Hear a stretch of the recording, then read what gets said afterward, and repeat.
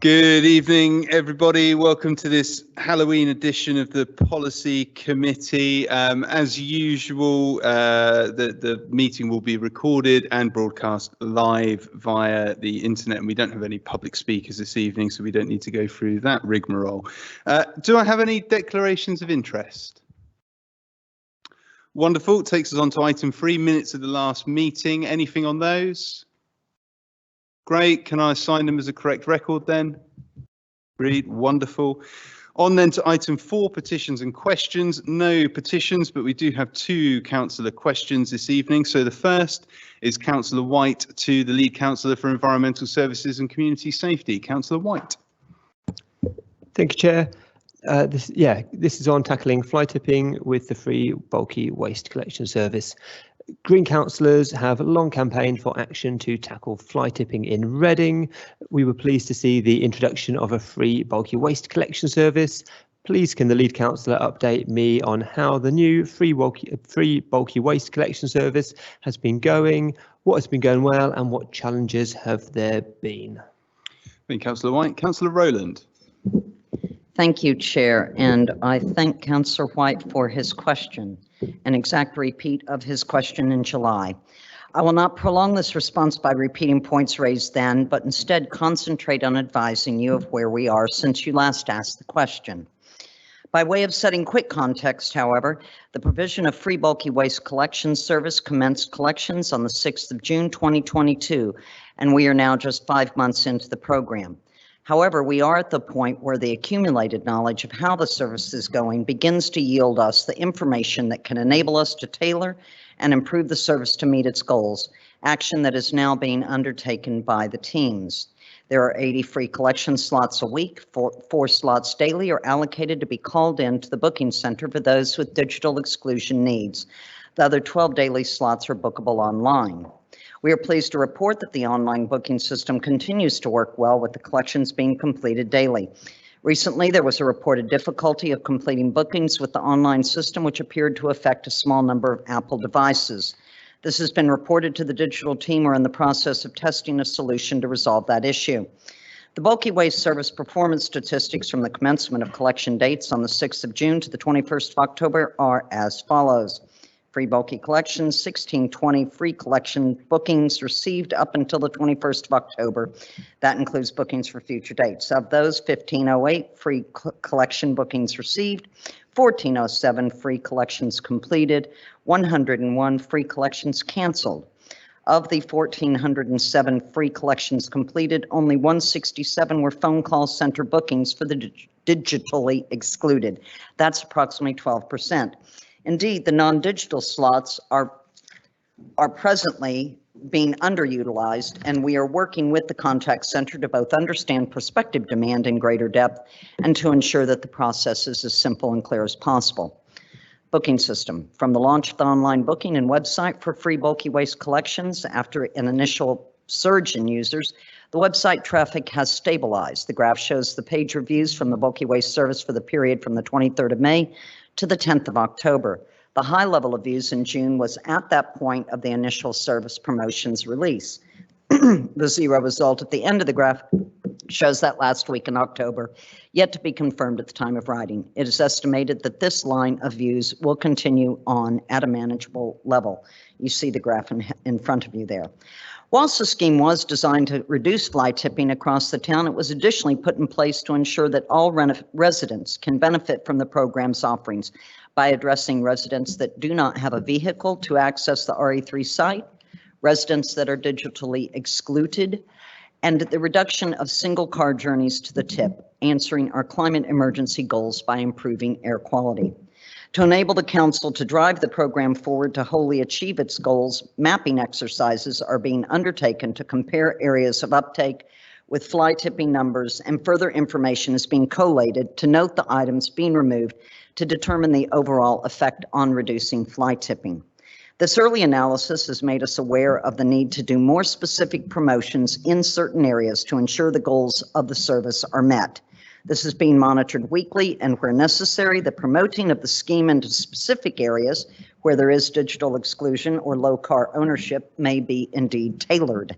A course of action to drive the service take-up into the areas where the program needs to be expanded is being developed to ensure that the service is achieving its aims, and this will begin to be further rolled out in the coming months. Thank you.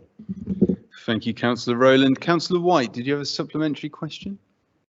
No, thank you, Chair. Fantastic. That moves us on then to Councillor question 2, which is Councillor White again, this time to the lead councillor for Education and Public Health. Councillor White.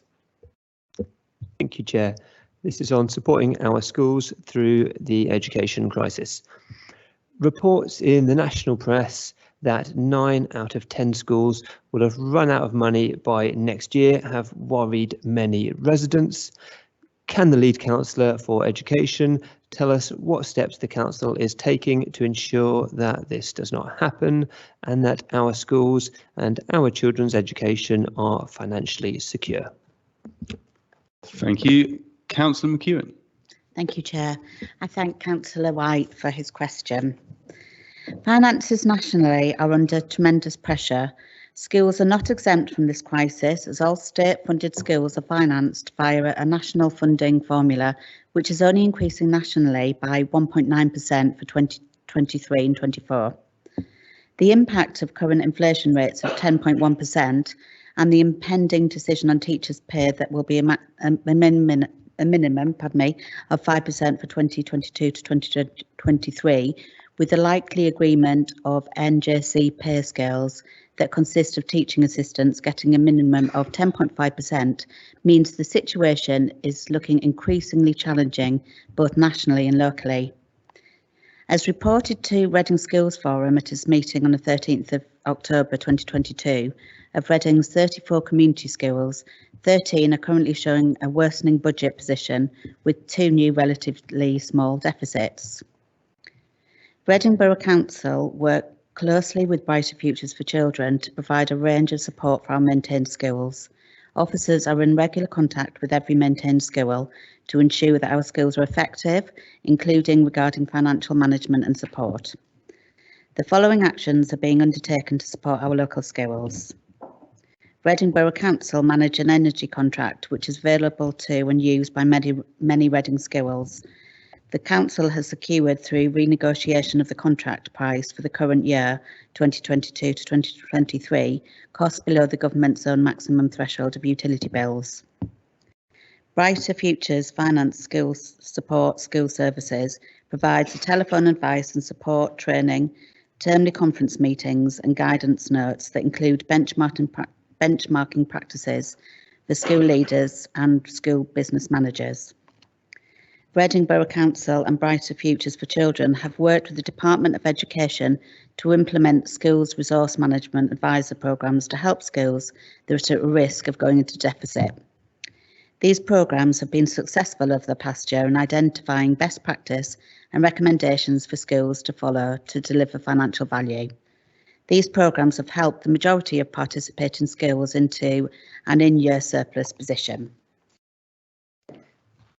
BFFC with Schools Forum agreement have implemented a falling roles fund and continued with a growth funding process that can supply schools additional funding for increased or decreased levels of pupils from October funding census. We continue to lobby DFE representatives over contractual and payroll inflation and the need for a specific skills grant to pay for inflation for staff pay. This action would allow the precedent set by the government in previous years, when the pay and pension increase for teachers has exceeded the overall dedicated skills grant uplift. Any school at risk of having a deficit will be closely supported, including where necessary, being supported to agree with the Director of Education a licensed deficit and deficit recovery plan to ensure that education for Reading children is not compromised by the financial challenges schools may face. Thank you, Councillor McEwen. Councillor White, did you have a supplementary? No, thank you, Chair. Thank you very much. Thank you, Councillor McEwen again. That takes us to the end of councillor questions. On to item 5, decision books, no call-ins. So on to item 6, confirmation of Article 4, direction to remove permitted development rights that would result in residential development. And we have Mark Warringham to present.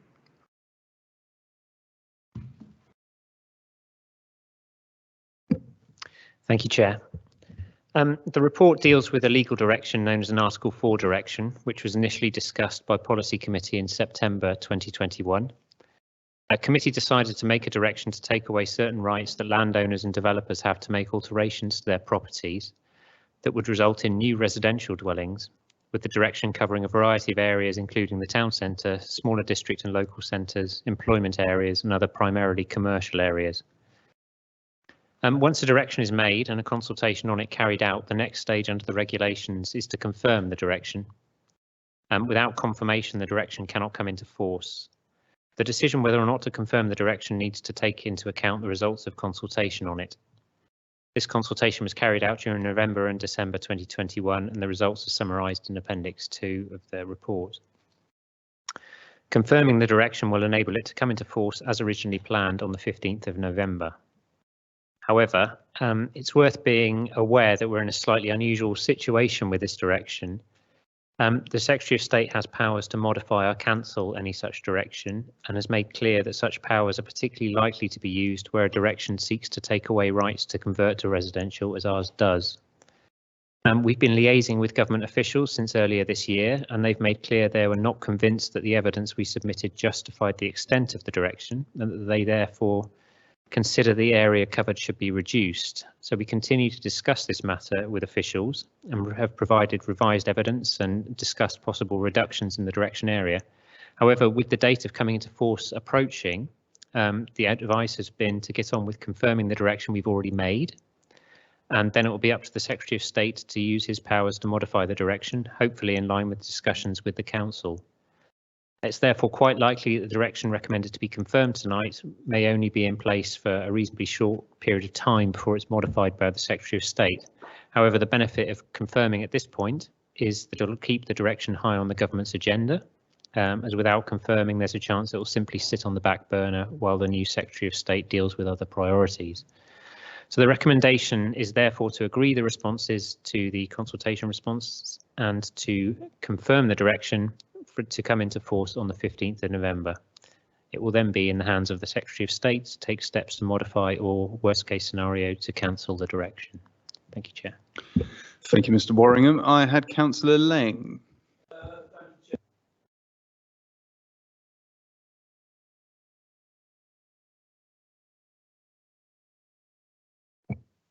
Thank you, Chair. I shall try and keep this as concise as I can. And apologies if I do repeat some of the stuff that Mark has said, but I think will add to the overall message that I'm trying to say. Thank you, Mark, for this very detailed report, and thank you for your expertise and time. And also, I really appreciate the phone calls that you've been giving me. I don't do the email tennis that well. Right. A family's home is also their castle, so it would not be fair of me to reference or name examples of poor permitted development sites. We could all note one from memory and then go on to rank them from 1 to 5. Councillor Brock has a favourite, and I'm sure Councillor Page has several favourites. I'm a little bit more travelled, so I would probably pick one in Basingstoke. 4 in 5 permitted development built homes are 1-bedroom or small studio apartments with little or no outside space. For clarity, this move is not the council being anti-development, and we are well aware of the need for affordable homes. This is about fairness and ensuring all developments go through the correct democratic planning process where applications can be determined on merit or lack of. As I said on BBC Radio Berkshire, I thought I'd get that plug in there quickly. So, this Article 4 is important for the local economy. It covers areas of high employment and industry, as pointed out by Mark. 55,000 square metres of commercial space have already been lost to permitted development. Although working practices have recently changed, this is short-sightedness and only reduces the ability of businesses to expand or for new businesses to set up. So it's important to mention that this Article 4 area includes demolition of commercial to residential, offices to apartments, shops to residential, so protecting good quality offices, retail space and so jobs. It is estimated that PDR has cost our town nearly 600 new affordable homes and a loss of £3.5 million in off-site affordable housing contributions. The loss of planning permission fees alone is circa 1.8 million since 2013. Add to this a further 4 million losses for transport infrastructure, education, employment and skills plans. The Article 4 is also positive for the environment. Currently, PDR development does not have to consider such things as landscaping, tree planting, climate change adaptations, or indeed the impact of poor air quality on residents of the development. Permitted development does not need to comply with Policy H5, which requires zero carbon homes as defined in 6.1. As for the consultation, some 4,000 individual letters went out. One response being to ask for the commercial area situated, this is one that stuck in my mind, one situated at the junction of Northcote Avenue and Cressingham Road to be included in the Article 4. We all know this is where the iconic Reading bedding is. The place to be heading is Reading bedding, better beds at better prices. They are, got a bit of advertisement in form as well. So it didn't make the extended Article 4 area, which just goes on to prove how high the bar is set for these new Article 4 areas. The bar is set high, and for reference, in a written ministerial statement on the 1st of July 2021, Michael Gove, as it was then he left, now he's back. I've actually got a bit of time for Michael Gove. I think his heart's in the right place, if he can find a heart. So, he said, I will instruct my officials to look closely at all Article 4 directions to check they comply with the new policy, and I will consider exercising my power to intervene if they do not. The geographical area covered by the original submission is set out in 4.13. This was pinged back to us by the Secretary of State that said they were not convinced by the Council's supporting evidence and that it should be applied with the smallest geographical area possible, and it could lead to its cancellation. I think they were looking for granularity. Officers therefore took this information on board and again on the 17th of August presented the new proposals to the Department of Levelling Up. It previously consisted of some 482,000 square metres. They managed to reduce it to 111,000 square metres, separating the wheat from the chaff, but by still protecting the integrity of the Article 4. There was no formal response, as Mark said, on the amended area from the Department of Levelling Up. Discussions continued. Officers sought additional advice from the department, and on the 27th of September, they were advised to go ahead as it stands. The expectation would be that Secretary of State Michael Gove at some point following November the 15th and after confirmation would modify the Article 4 direction. Last reference to the report, but I think it's a relevant one, 5.2. The recommendation action helps to achieve the vision by ensuring that the residents of new dwellings in Reading are not detrimentally affected by poor quality or inappropriate mix of homes, and that the development helps to realise Reading's potential through contributing to affordable housing, mitigating the impacts of infrastructure and securing our economic growth. I hope that colleagues can support the recommended actions set out in 2.1 and 2.2. Thank you, Chair. Thank you, Councillor Ling. I should say other bedding suppliers are available. I think I saw Councillor McElroy gesticulating wildly on the magic box, so I shall go to Councillor McElroy. Thank you, Chair. Hello, everyone from not so sunny Brighton, where I'm unfortunately at a work retreat. As Councillor Ling outlines, this is a no-brainer. Green councillors will certainly be supporting this, or at least the one in the room with the right to vote will be. Hopefully, long may it last. More broadly, these Article 4 directions are good for stopping the architectural crimes inflicted on the people of our town, as well as its historic heart and character. However, often the horse is already bolted. For example, in addition to the lost commercial space, good Councillor Ling mentioned a very specific example. Residents have estimated that Donington Road has somewhere between 60 and 70% HMOs, which is way beyond the 25% density ostensibly allowed in any one area. So I guess my comment is it would be great that when we visit the local plan, it would be really great to see strategies not only to prevent things getting worse with regard to the sorts of issues that tonight's important direction addresses, but also plans to undo and wind back the harm that poor development has already inflicted. Thank you. Thank you, Councillor McElroy. No other indications. I'm not detecting any dissent. So are we agreeing this unanimously? Wonderful, wonderful. Thank you very much. And that takes us on then, and thank you to Mr. Warringham. It takes us on then to item 7, the Digital Transformation Strategy Delivery Update. And we'll have Martin Chalmers to present. But before he does, I should say to members, there is a confidential appendix on this report. Was there any of the content of that commercially confidential appendix that members wish to discuss? If so, we'll go into the private session and then we'll return to the public session thereafter. No? Good. Makes life easier. In which case, over to Mr. Chalmers. Thank you, Chair. The report you have before you provides an update on the delivery of the digital transformation strategy agreed by this committee last year and seeks endorsement of next steps, including the procurement of a digital transformation partner. The main effort has been the procurement of the casework and customer management platform. This will replace the end-of-life casework system used in planning and regulatory services and underpin delivery of the customer experience strategy. And Argus Global, which uses the Salesforce platform, has been selected as the provider. As set out in the report, substantive progress has been made on the independent living pilot, the Mosaic data project, connectivity for digital inclusion, and the migration of internal information to Microsoft SharePoint. But perhaps most visibly, we've been running a program tackling the highest priority improvements needed to the services delivered through our website. And this is improving the experience of our residents and reducing demand on the customer fulfillment team. And that work has ranged from the full automation of the missed bin process to the implementation of web chat. While that work has achieved much, there's a lot more to do. And it also illustrates the biggest risk to further progress, which is a lack of internal digital delivery capability.